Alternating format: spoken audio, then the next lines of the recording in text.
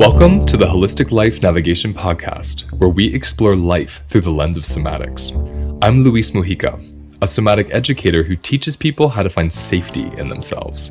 Your turn to learn begins now. I'm so happy to welcome my friend Fritzi Horstman to the podcast. Thanks for being here, my friend. Thank you, Luis. So good to see you. So good to be in your space right now. Fritzi is the founder of the Compassionate Prison Project, and I have been such a fan of your work from the moment I saw Step Into the Circle, that video that circulated around the world, and you visualized something in that video that my heart had been desiring for so long and didn't know how to do or where to begin. And so when I saw it, I thought, oh, someone's begun. This is so wonderful. So why don't you just start by introducing yourself through that work to us, and then we'll go from there. Thank you, Luis. It's, as you first, I just want to tell you the work you're doing is so important. And what you do is metabolize somewhat difficult or hard to understand concepts, and suddenly they're received and gotten. So I thank you for bringing trauma information in a metabolized way that we can all absorb. So that work is spectacular. And I took your course, and it was transformative. And I just wanted you to give that course to the guys in prison that I work with. So in an answer to your question, my work started first when I read The Body Keeps the Score by Bessel van der Kolk. And I realized that my trauma my behavior was a result of the trauma that I'd experienced as a little girl, and my hypervigilance and my inability to really connect in relationships, and my kind of violent aspects of my personality were being revealed in ways I didn't even understand why they were showing up. Like when someone would cut me off or someone would criticize me, I would just go nuts. So a month after that, I walked into a prison. And so I had that awareness about behavior and trauma, and all I could see and stories I was hearing was trauma. And so I said it out loud to the guys. I said, this isn't a prison, this is a trauma center. And the work I did, I met Nadine Burke-Harris. She was a former Surgeon General of California. And she says prisons are an ICU and an intensive care unit for trauma. So that's what we're doing, is we're warehousing trauma. We're not warehousing, we're warehousing humans, but we just don't know what to do with it. And we're angry at people for not knowing how to metabolize our trauma. And let's pause there a moment. This is just so so fertile. I just want everyone to hear that. We're warehousing trauma and we don't know what to do with it. I mean, that's a prison in a nutshell.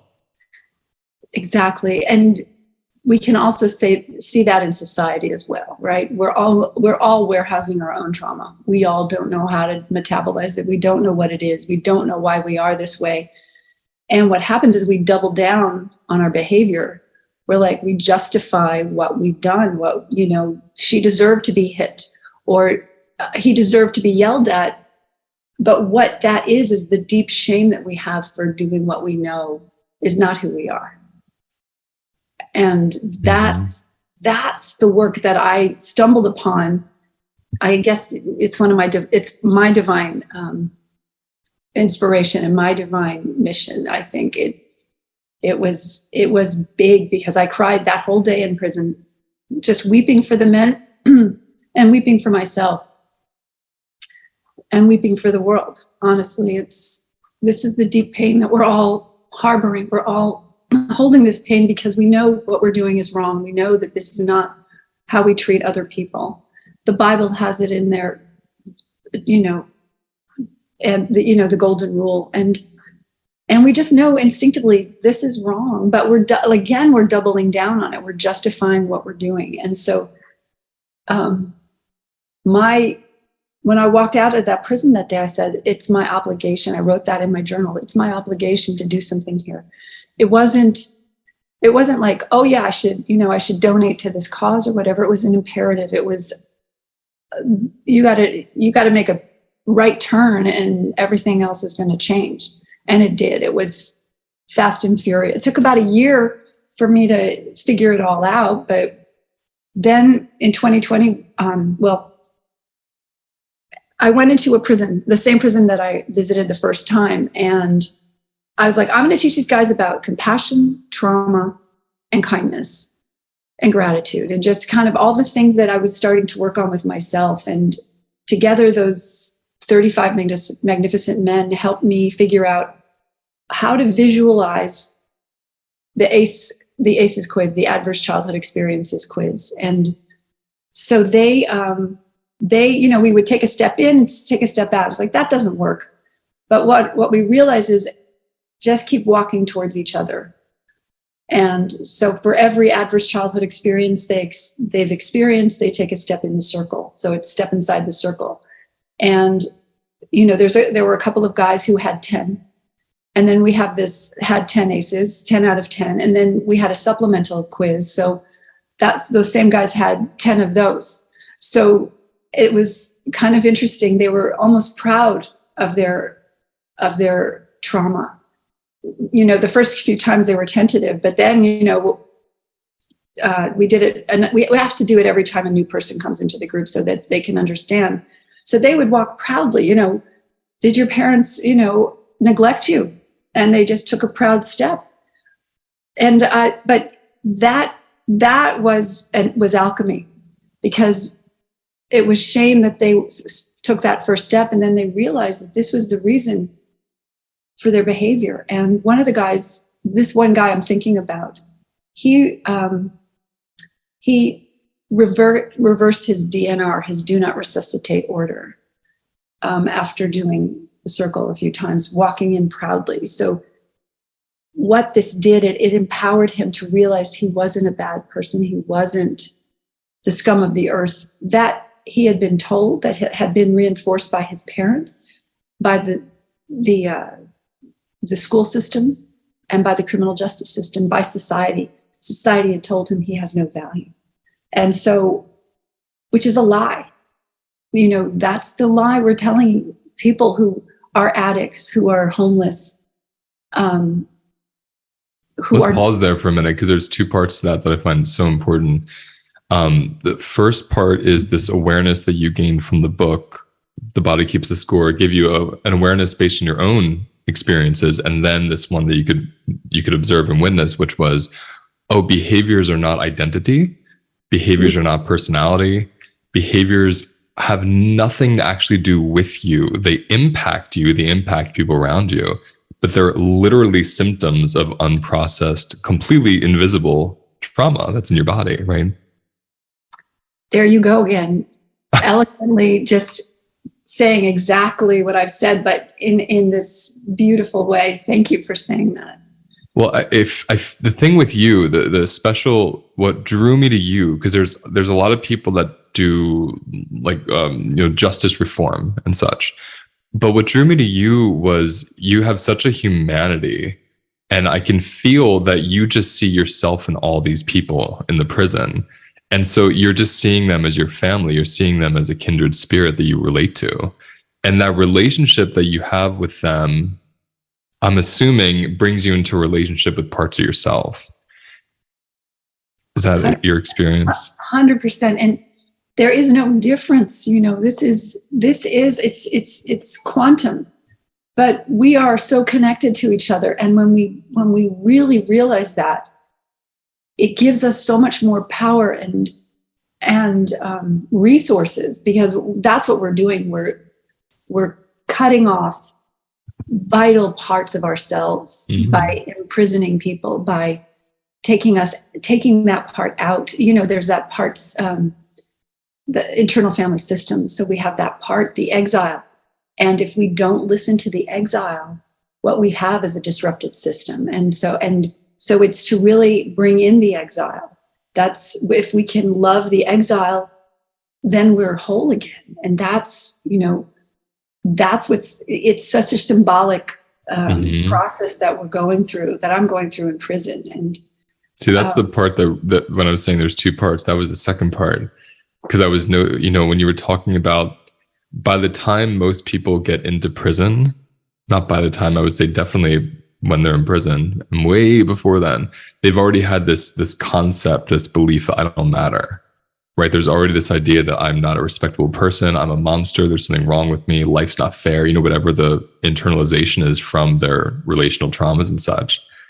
And the prison system is a reenactment of that belief. And so when you're saying, and again, how I see you with these people and just sitting with you virtually, which I've done a bunch of times, when I see you relating to them. And I'm always talking about, there's that term in that movement, decolonization. And I always see that through the lens of, am I in relationship or am I in dominance? And when we're talking about this exiling these parts, it's a dominance over an inconvenient part. Right. So whether it's an inconvenient part of society, like these prisoners may tend to be and what they do, or it's an inconvenient part of us that they remind us of unconsciously, this pushing them so where we can't see them temporarily soothes us. And it just blows my mind, because if I imagine the way you relate to them, the way I've related to people I've worked with in the same situation, that's what they're needing to heal trauma is a repair in the relational field. But the prison is reenacting the rupture of the relational field. So tell me where that goes for you. What do you do when you're in these prisons with these men and women? Well, I'm about to go on Sunday. I'm driving 6 hours to visit 2 prisons. So I'm, there's that excitement is welling up in me, because every time I go, I bring them more things that I've learned. So it's like, it's brand new again every time. But we bring them, first of all, we bring them snacks. We make sure that, our bank account is so low, but we're still like, okay, we got to bring them snacks. And, we have to pay for the hotels, for our staff. But walking in there saying, no, wait a second, this is you are important. I know you haven't had an orange for 20 years. Literally, some of these people haven't had fresh fruit or, a strawberry. I don't know if we can bring strawberries, but just bring some fresh fruit, bring just little delights. And we ask other returning citizens what they like. One of the guys said, please bring little bits of candy for them. And, I'm not eating sugar, but, to heck with it, right? Of course. Of course. So we're armed. It's I don't like the word armed, but we bring in as much love as we can in different forms. Showing up as love, and we have signs that say you matter. We do this silly camp song called Form Banana. And it is silly as heck. You form a banana and then you go bananas, go bananas. And you form an orange, you squeeze the orange, you form a mango, you do the tango. So, but this is play, which these men, most of them, and women, we've only worked in one women's prison, but 95% of the people in prison are men. So these men haven't played probably ever in their lives. A lot of them have never held a crayon. And so this is what we're dealing with. We're dealing with developmental trauma from probably birth, probably from in vitro, which, is, it's significant and devastating what they didn't get. They didn't get, as you put in your seminars, the serve and return. And this serve and return is probably the most important thing that I think we're doing is I see you. I see your value. You are wonderful. How dare anybody, including yourself, lie to you like this?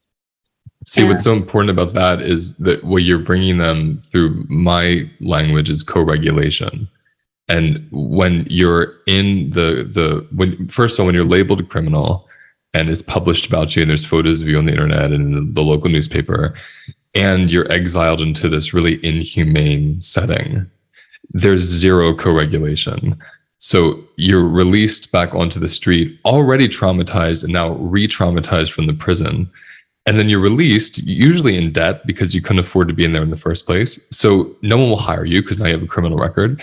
And so there's literally people are cut off from the very basic resourcing of relating, co-regulating, having an employer or even coworkers that you co-regulate with because they can't get jobs. So this isolation just continues to feed that trauma response. Well, and isolation is the key factor to antisocial behavior, which is exactly what these men are being told. They are antisocial, which they are. So what I'm doing is showing them what prosocial behavior is, and which is caring about other people than themselves, because that's what we're doing physically. We're going in and say, I care about you. And I will do things. I'm bringing treats. I'm bringing our curriculum to you. I'm bringing you information so you can start repairing what you and the world destroyed for you. And we have to remember, though, they were victims way before they ever created a victim. And it's not to excuse their crime, but this is the whole thing about accountability, which is why vulnerability and accountability are this web that I think is so important for us all to hear about, because we all need to be accountable. It is the key to our freedom, to our own inner freedom, because the reason why we don't want to be accountable is we don't want to face up to what we've done, and that I'm polluting, that I'm not recycling, that I'm buying more crap. That's just one kind of micro crime that I'm creating.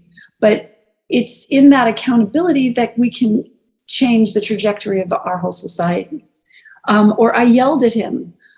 Just before we had started our conversation, I was thinking about a person and I was like, well, she deserves it. And I'm like, well, why am I thinking about her like that? And so you have to catch the thought. Mm-hmm. And then and examine it, like, she's just as wonderful as I am. She doesn't deserve anything but love like I do. But the trauma response is I'm right, they're wrong, and I'll double down on that. Mm-hmm. And that's what we see in our politics, we see in Washington, we see in the way people are trying to be right for something that they know is not right. It's just, and my favorite quote by Brene Brown is, it's better to get it right than to be right. And well, as you're speaking, I'm really hearing and feeling the accountability takes capacity, right? Because to actually, if we talk about being accountable, what that means for me is I have to actually have the physiology to feel the chemicals and emotions that arise when I somatically experience what I've done. And I think so many people don't have that capacity for that.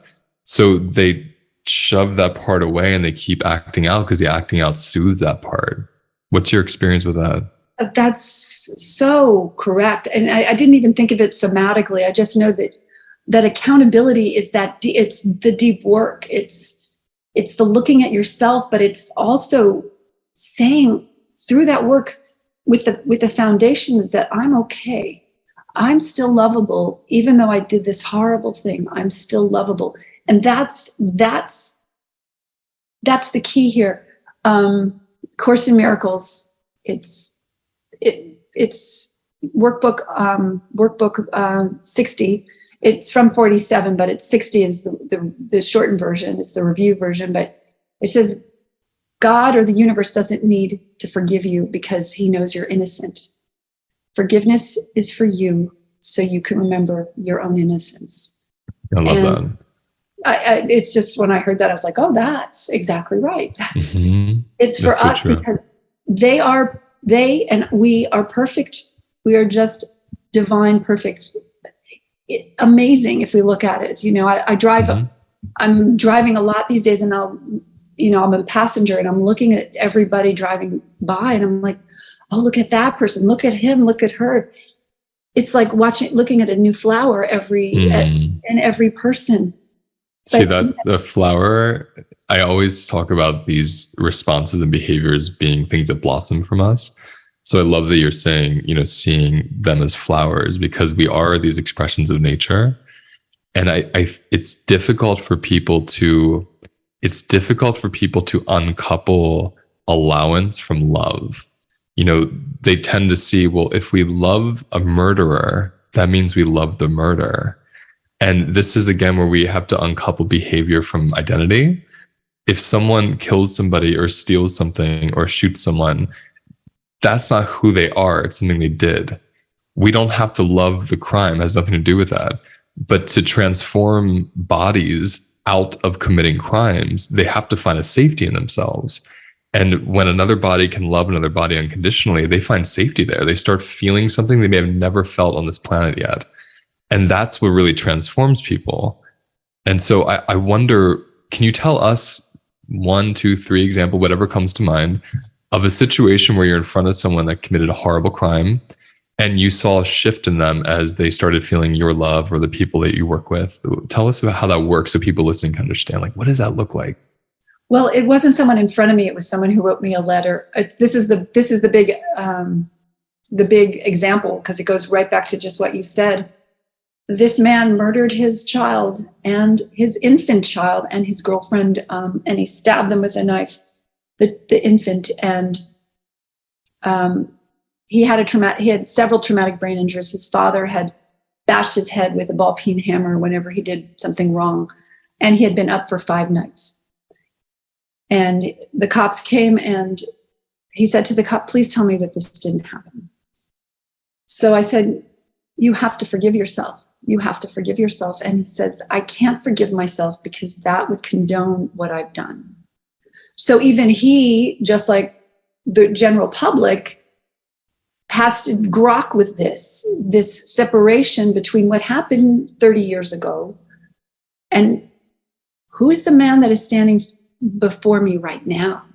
This is a repentant man, a remorseful man, a man that creates incredible art, and is selfless. He's helping his other men that he lives with. So who are we judging in this moment? We're judging something that we're mortified by 20, 30 years ago.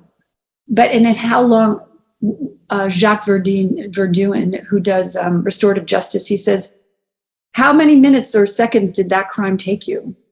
And how many years are you serving? So some people say like 3 minutes, and you're serving, and how many years? Life without parole. So every waking hour of the rest of my life. So, who are we to judge the man 30 years from when he committed the crime? And who are we to judge ourselves, even 30 seconds after we yelled at our son? I mean, I'm mortified by it, but I make amends. I take accountability. And that's the thing that metabolizes it and allows us to move on. And so what we're doing, though, in our criminal justice system, we're not allowing the metabolizing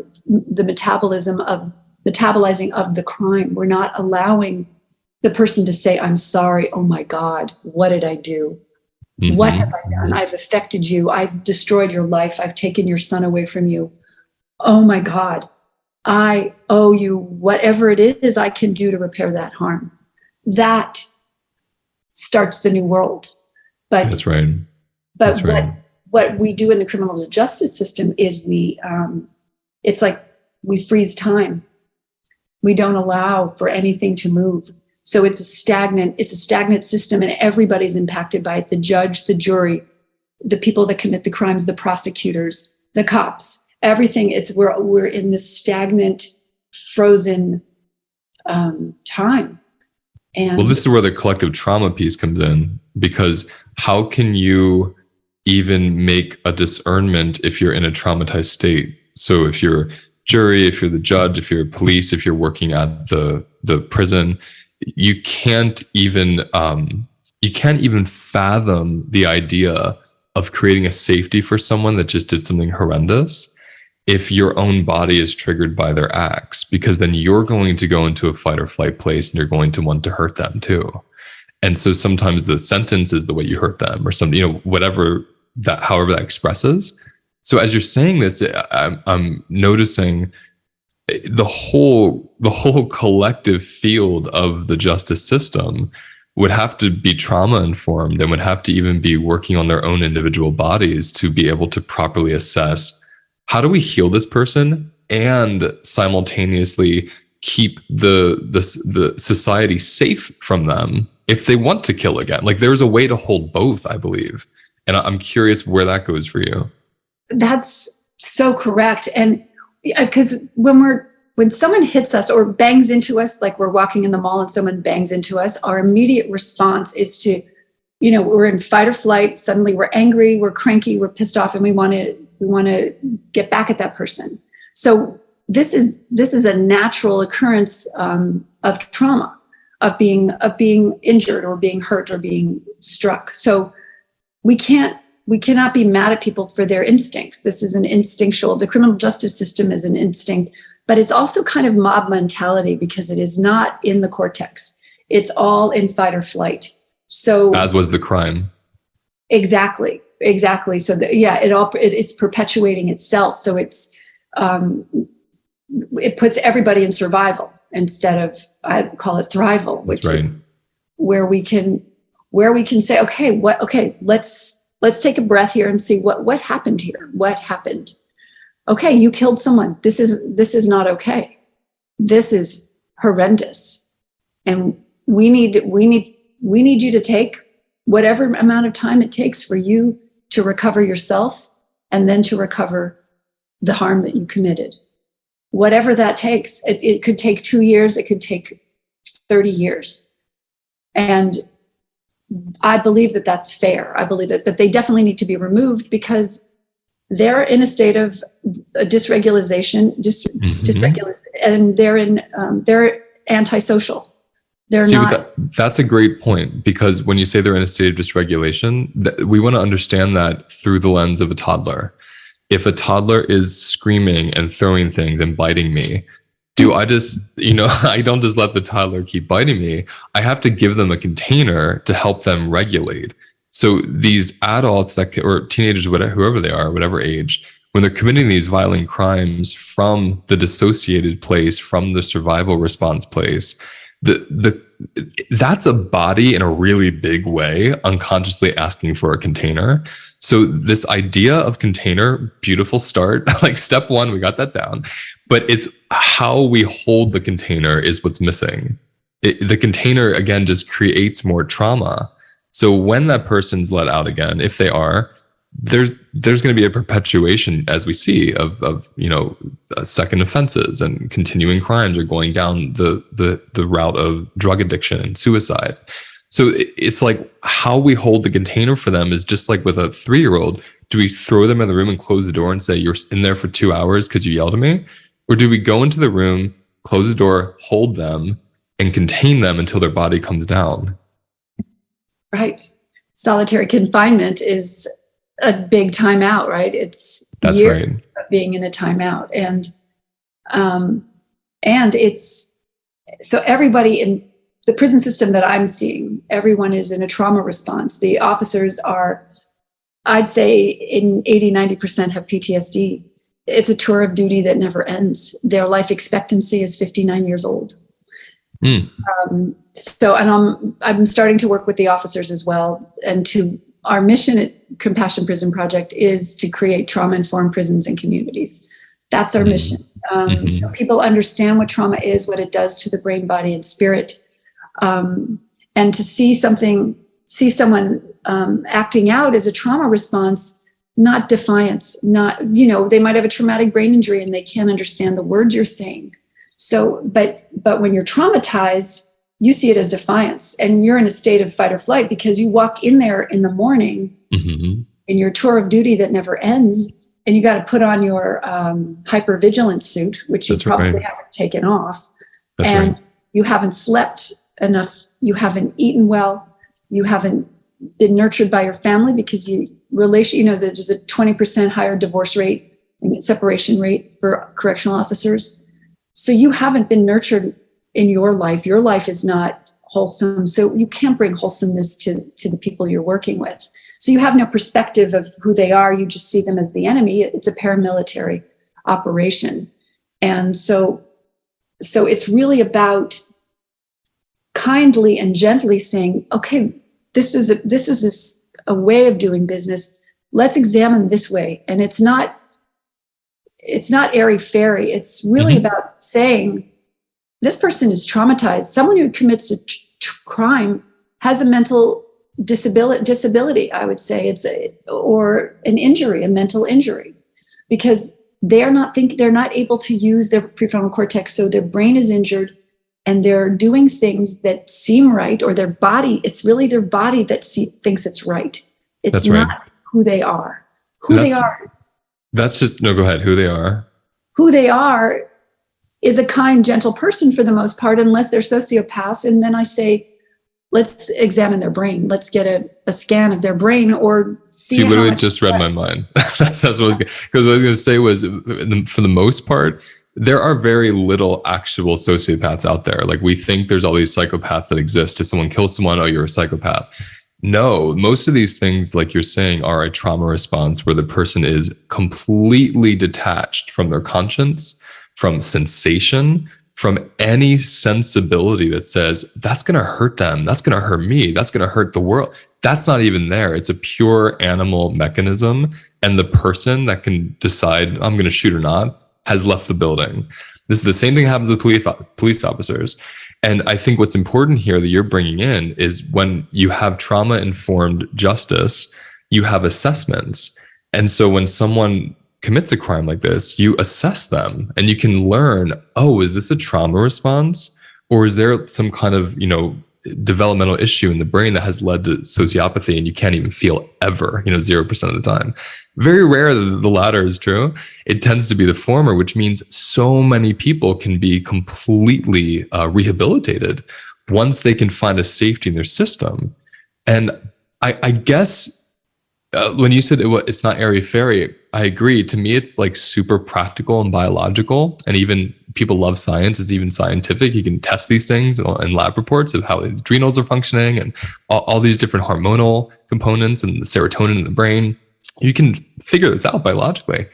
And so if there was nutrition, if there was co-regulation, if these officers, if they were having their secondary traumas and vicarious traumas from working in the prisons, if those were being sat with every week and they were having a nice somatic experience of releasing that, there'd be more capacity again.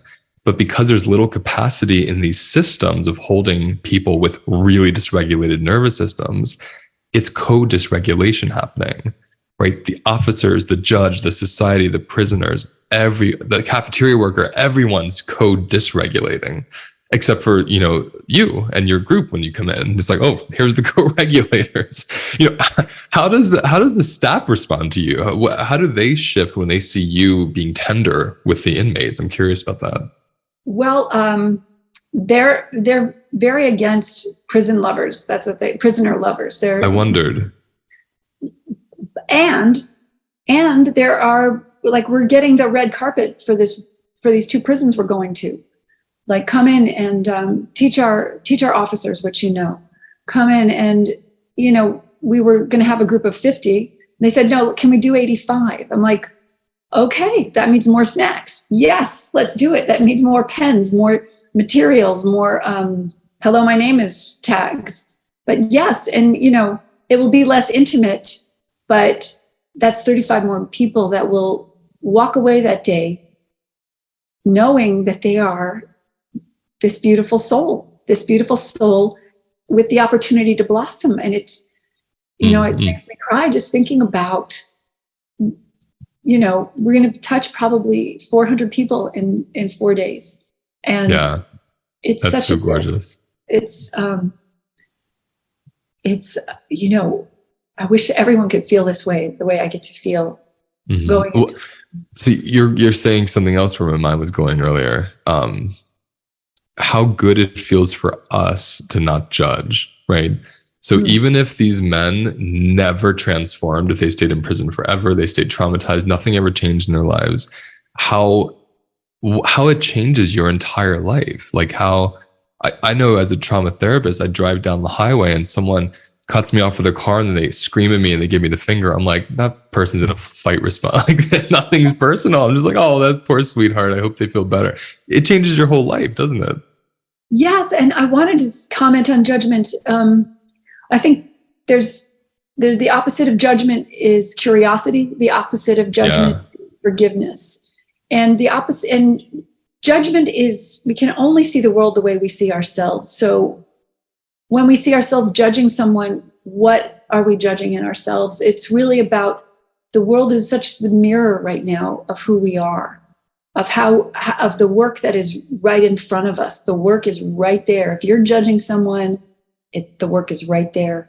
But you can catch your thoughts, and that's the beauty. If you start really being awareness, and awareness is the only way things change, right? So you're aware. So you just wake up and you say, okay, I had that thought. I had that negative thought. I was doing some research on antisocial behavior, and men with their antisocial behavior is bullying and violence. With women, it's gossip and judgment. So, I caught that in a more vicious kind of social pain and judgment than men. And just to make that aware, if you're a woman listening to this, how are you judging that person's hair or, her weight or whatever it is that you still have an issue with? Because the only way you can judge someone is if you haven't worked it out in yourself. That's right. That's right. And just for people listening through the somatic lens of judgment serves to constrict. So trauma, the biggest trick about trauma that I can't say enough is a traumatized body really likes constriction because that hardness feels like a defense and it feels safe because it's always expecting something horrible is about to happen. So I like how you say antisocial behavior instead of the antisocial person. Because antisocial behavior, the whole point of it is to create a somatic constriction that helps you feel safe in your body. And this is where the capacity piece comes in. You can't stop doing antisocial behavior until you actually have capacity to feel that defenselessness dissolve, the expansion take over, the tenderness in your heart. So when you see someone's weird hair and oh, I have weird hair too, there's this meeting and it softens you. But if soft doesn't feel safe, you are not going to be okay to give up those behaviors. And that's the piece that I find so remarkable and important. Yes, and vulnerability, right? That's right. That's where the power is, but it's so much work, yes. And I don't want to say, it takes a lifetime. It could take 3 minutes of you just being really truthful with yourself. But it's facing who you are, which starting off, I know you're wonderful. I know you're gorgeous. I know that. And you're lying to yourself and you're lying to your family and you're lying. And it's hurting you and it's hurting the world.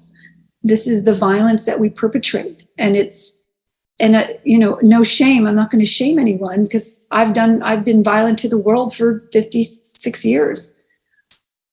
And it's time we wake up. It's just time we just stop the charade and stop hurting each other and ourselves.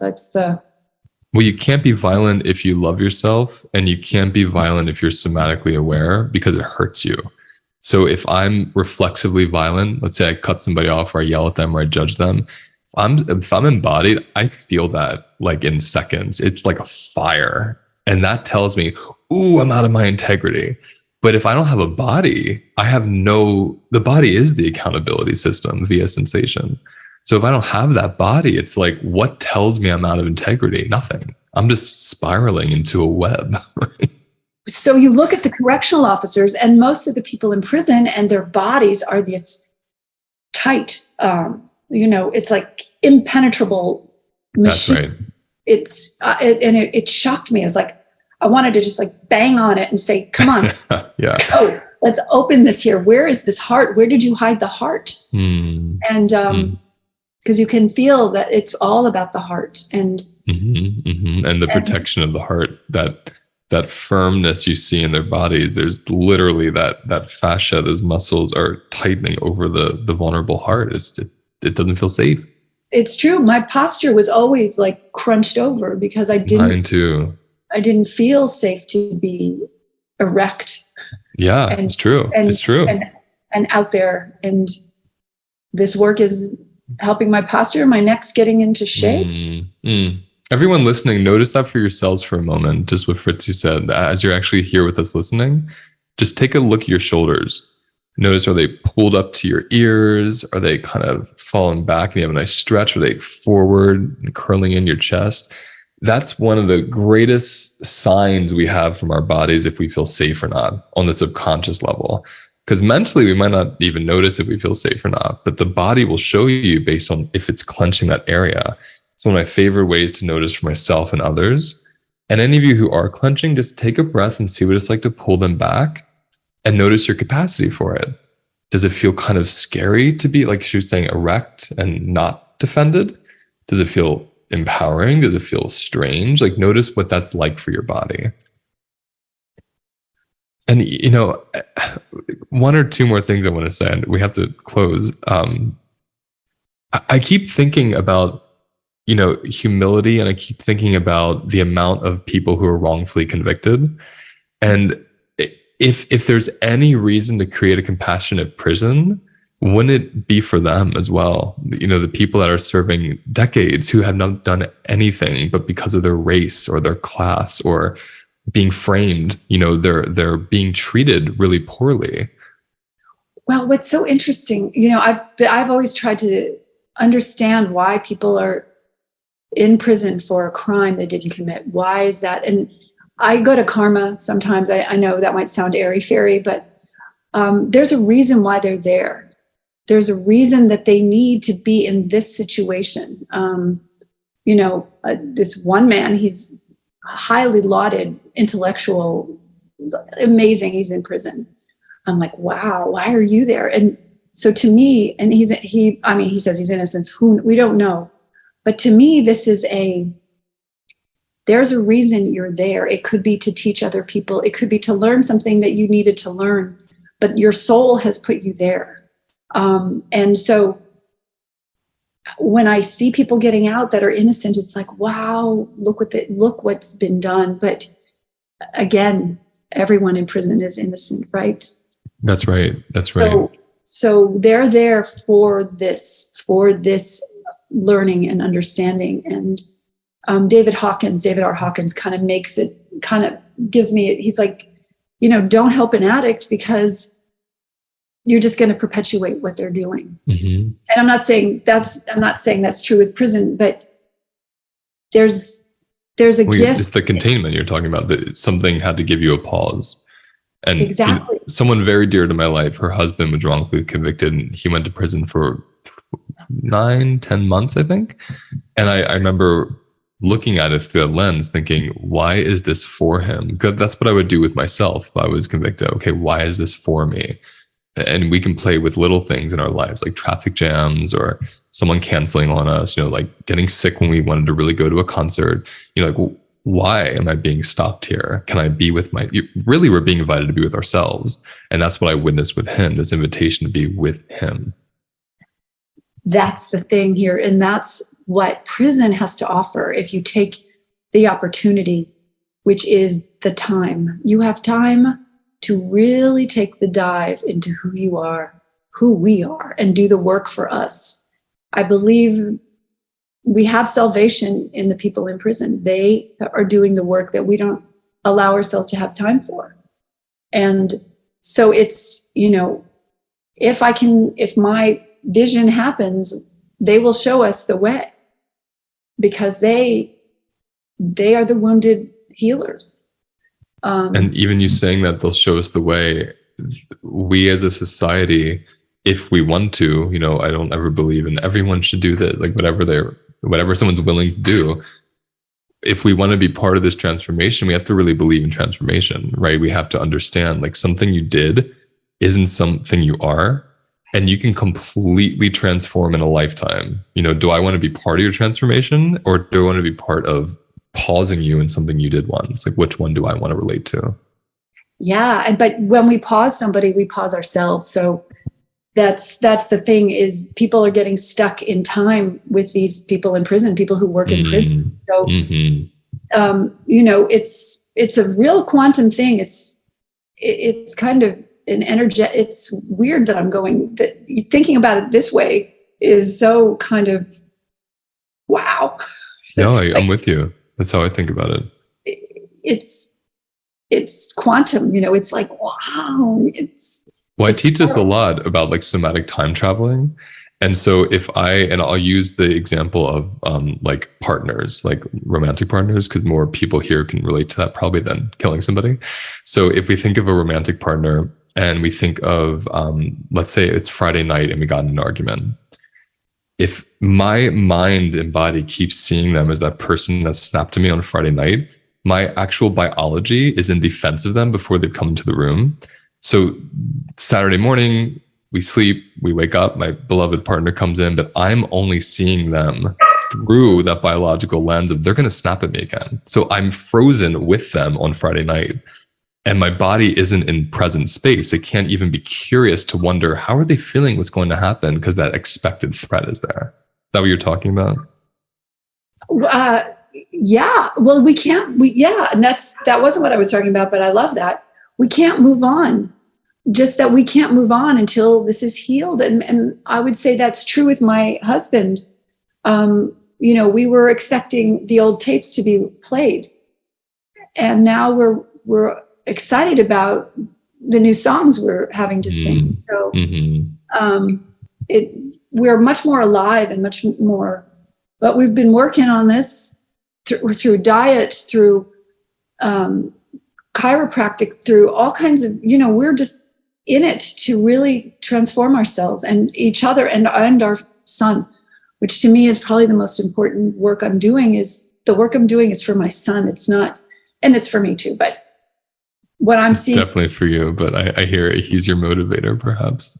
Well, and to see him transform as we transform, the lightness and him feeling safe and more safe with me, because years of terrorizing him, unconsciously terrorizing him, yelling at him, storming into his room, things like that, which my mother did. So these were old patterns, exactly like the same sound patterns, the same energy patterns that I carried through. And that's right.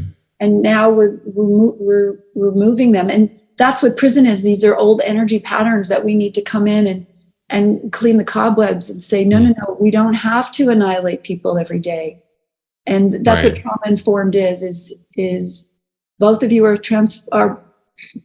traumatized and both of you can transform. That's right. And I love that even that word annihilate is important to me, because if I'm the officer, if I'm annihilating you the way you annihilated somebody to come into prison, we're literally mirroring each other. Nothing is being transformed. Nothing is new. And I'm annihilating myself, right? Because just like how I annihilated my son, I was, just the devastation of the acts that I've done. The pain that caused you in your own body. Yeah. And then to justify it so that it doesn't shift. Yeah. That's the thing to look at, is when you feel justified. Justifying is the trauma response. Yeah, that's right. That's right. Again, to keep you from feeling those sensations when there's that, because you've done so much work on your capacity. And when you can work on your capacity, you can go to the depth of sensational remorse that you have for a situation. You can feel the grief, a part of you dying even, and you can be with that part. And that's what, for me, was so magical about accountability, is you actually transform from being with that part of your own pain.